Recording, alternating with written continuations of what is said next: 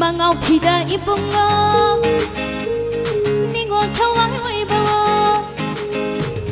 Mangau thida ibungo ningo thawai oi bawo marau lai ba ibungo ningo tukning pubawo tanja sana sukhiba dangi nungshi nunglikna nungshi layon sunglatle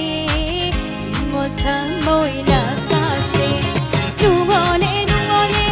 Shibana nungole, nungole, nungole, nushibana nungole, nungole, nungole, nushibana nungole, nungole, nungole, nushibana nungole.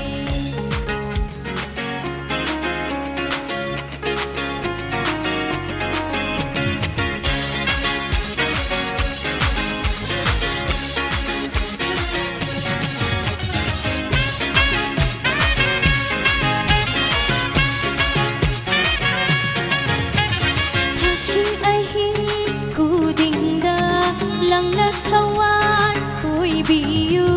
thashi ahin kudinda langla thawat oi biu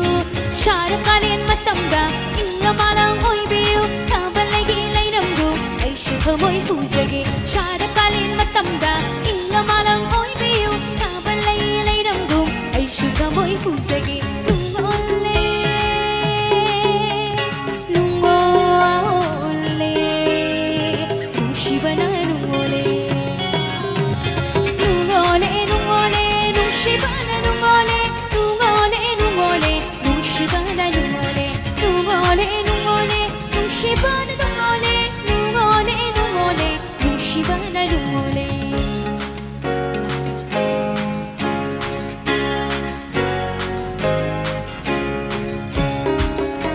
Amukana nga sige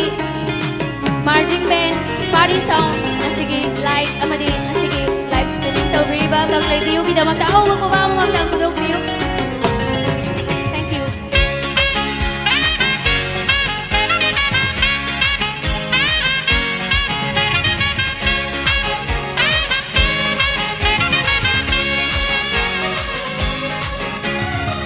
Ngồi khu xin paloy na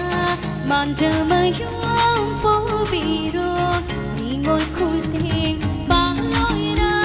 manja mayong pobiro thamoy yawa sinjari bakhang natik utbiro bakhang yawa sinbiro ngồi itik utlage thamoy single thanglaba tangna karigi sinari thamoy single thanglaba tangna karigi sinari